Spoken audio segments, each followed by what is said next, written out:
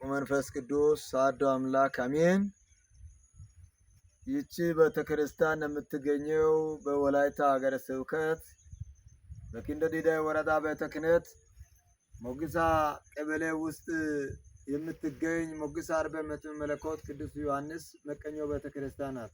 እንግዲህ ውድ ኦርቶዶክሳውያን ወንዶችም ሴቶችም የሆናችሁ ኦርቶዶክሳውያን የሆናችሁ በማተብ አንድ የሆናችሁ በኃያሉ በአምላከ ቅዱስ ዮሐንስ ስም አሳስባችኋለሁ። ይህንን ድምጽ የምትሰሙ እኛን እንድትረዱ በአምላከ ቅዱስ ዮሐንስ ስም እናሳስባለን። እንዲሁም ለአስተባባሪዋ ለወለተ አረጋዊ ይህንን እሷ ስለምታስተባብር ከእሷ ጋር እንድተባበሩ በአምላከ ቅዱስ ዮሐንስ ስም እናሳስባለን። እቺ ቤተክርስቲያን እንግዲህ የተመሰረተችው ገና 2 ዓመት ነው። 2016 ነው እቺ ቤተክርስቲያን የተመሰረተችው።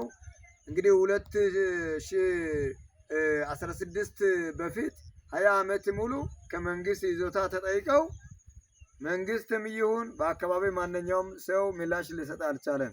እንግዲህ በአካባቢያችን ላይ ያሉ ኦርቶዶክሳውያን እናቶች፣ አባቶች፣ ወጣቶችም ጭምር እያጣን በምንሄድበት ጊዜ ምላሽም መንግስትም ይሁን ሌሎች ጠይቀን ምላሽ ሳይሰጡ ሲቀር 20 ዓመት በላይ ኦርቶዶክሳውያን ማመለኪያ ቦታ መቃብር ቦታ ተጠይቆ ምላሽ ሳይሰጥ ሲቀር እግዚአብሔር ይመስገንና ከአንድ በጎ ግለሰብ ይቺ መቀኞ ቤተክርስቲያን የቆመችበት እንግዲህ ይቺ እኔ የቆምኩበትና ፊት ለፊት ላይ ዋላ ቪዲዮ ላይ ታውታላችሁ። እዚህ ድንበር የሰራንበትና ድንበር ማለት ሰዎች የሚቀመጡበት እንጨት ያስቀመጥንበት ይዞታው እንግዲህ እቺ ብቻ አገንተን መቀኞ ቤተክርስቲያን ሰርተናል።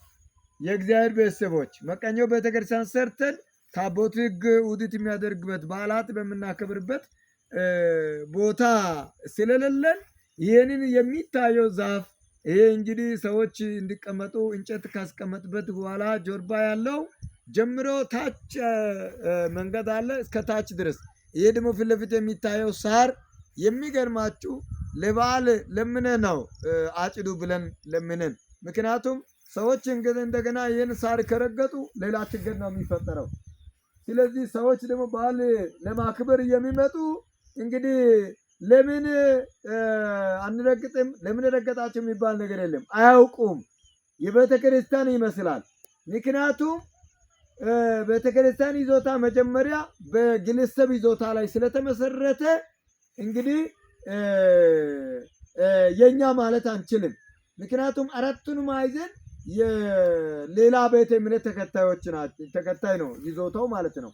ይሄንን ይዞታ በዚህ በኩልም በዚህ በምስራቅ በኩልም እንግዲህ የእግዚአብሔር ቤተሰቦች እዩት። እንግዲህ ይሄም የኛ አይደለም። በጣም የሚገርማችሁ ይሄ ዛፍ የሚታየው የኛ አይደለም። ይሄ እቺ ድንጋይ ያስቀመጠ ነው። አፈር ከላይ ለበዓል እያሰፈረ ነው። እቺ ድንበር ናት የእግዚአብሔር ቤተሰቦች። ሰው ግን መጥተው በዚህ በዛፍ ላይ ይቀመጣል፣ በዛፍ ላይ ያርፋል፣ ይቆማል። ግለሰቦች ይጮሁብናል። ምክንያቱም የኛን ይዞታ አታስረግጡ፣ በዓል በእኛ አታከብሩ ይላሉ። እንዳናከብር ሰዎች እንግዲህ ይህ ቦታው ስለማይበቃ ይወርዳሉ። በዓል የሚመጣ ሰው ይወርዳል። እንግዲህ ደግሞ ሰዎቹን አትውረዱ እንዳንል ቦታው በቂ አይደለም። ሄዳችሁ ቁሙ እንዳንል ይዞታው የኛ አይደለም። በጣም ችግር ውስጥ ስለሆነን የእግዚአብሔር ቤተሰቦች ይህንን ችግር ለመቅረብ ብለን ይሄ የሚታየው ዛፍ በዚህ በምስራቅ በኩል በምዕራብ በኩል የሚታየው ፊት ለፊት ደግሞ የሚታየው ሳር ይሄ ሁሉ ሰፋ ያለ ቦታ በ350 ሺህ ብር ከ6 ሰዎች አስገምተናል። የእግዚአብሔር ቤተሰቦች ከ6 ሰዎች ይህንን አስገምተን ከ2016 በኋላ ታቦቱ ከገባ በኋላ ይህንን እንቅስቃሴ ጀምረን እግዚአብሔር ይመስገን ከሀገር ስብከት ድጋፍ ደብዳቤ አገኝተን ከሀገር ስብከት ደግሞ ስራ አስኪያጃችን መላከ ሰላም ቦክቻ አይንጋም ጭምር እስከ ቦታው ድረስ እዚህ መጥተው ቪዲዮ ሰርተው 70 ሺህ ብር በማህበራዊ ሚዲያቸው ለግሶልናል። 50 ሺህ ብር ደግሞ በማህበረ ተክለ ሃይማኖት በኩል በወለተ ሚካኤል በኢልፉነሽ በኩል 50 ሺህ ብር ደርሶናል። 120 ሺህ ብር ቀብድ ሰጥተን አምና እግዚአብሔር ቤተሰቦች አምና ነው 2017 መግቢያ አካባቢ 120 ሺህ ብር ቀብድ ሰጥተናል።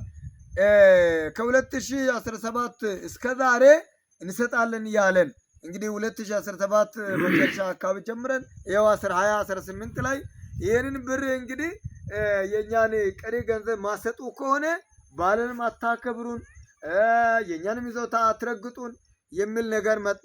እንግዲህ ባልን እንዳናከብር ያው በእነሱ ይዞታ ላይ እንድናከብር እንግዲህ ይዞታው የኛ አይደለም። ቀሪ ገንዘብም 230 ሺህ ብር አልሰጠንም ኦርቶዶክሳውያን። እንግዲህ በጣም እንግዲህ አገላለጽ ላይም የቃላቶች ችግር የአማርኛ ችግር ምናምን ካለም አርሙበት። እግዚአብሔር ቤተሰቦች አስቡልን። 120 ሺህ ብር ቀብድ እየተሰጠውን ምን ይላሉ? የእናንተን ገንዘብ እኛ እንመልሳለን በቅርብ ጊዜ፣ እሱንም እኛ እንመልሳለን። እናንተ ደግሞ 230 ሺህ ማሰጡ ከሆነ ቅርብ ጊዜ እናንተን እየተሰጠውን ገንዘብ እንመልሳለን። ስለዚህ ይዞታችን ለእኛ ልቀቁልን፣ ንጹህ አድርጉልን፣ በእኛ አትረግጡ፣ አትራመዱ ይላሉ። የእግዚአብሔር ቤተሰቡ እጅግ በጣም ችግር ምንድን ነው? በአራቱ ማዕዘን መንገድ የለም። በግለሰብ ይዞታ ላይ ስለተመሰረተ እንግዲህ መንገድ ማስወጣት አንችልም። መቀኛው በግለሰብ ይዞታ ነው የተገኘው። ይዞታው አራቱ ማዕዘን የግለሰብ ስለሆነ እንደፈለገ ያሽከረክረናል። የእግዚአብሔር ቤተሰቦች መንገድ ለማስወጣት ታቦት ሕጉ ውድት ለማድረግ በሰፊው መካነ መቃብር ቦታ ለማግኘት የእግዚአብሔር ቤተሰቦች ይህ እንግዲህ ከዛ በታች ያለው በጣም ሰፊ መሬት ነው። ፊት ለፊት ያለው ለምንም ለመቃብርም ለውድት ለማድረግ ለጥምቀተ ባህር ለመስቀል በዓል ለሁሉም በቂ ቦታ ነው ያገኘ ነው። የእግዚአብሔር ቤተሰቦች 120 ሺህ ብር ቀብድ የተሰጠውን ጭምር እናንተ ቶሎ ማሰጡ ከሆነ ያን 120 ሺህ ብር እንኳን አንሰጥም። ያ 120 ሺህ ብር ሳንመልስ መሬታችን እንወስዳለን። ምክንያቱም 1 ዓመት በላይ ሆኗል ተገምቶ። የእግዚአብሔር ቤተሰቦች 230 ሺህ ብር ነገ መክሰኞ ሳምንት ሰኔ 30 ልደቱን በዓል እስከምናከብር ድረስ ገንዘብ ካልተሰጠ አታከብሩም ተብለው ነው ያለ ነው።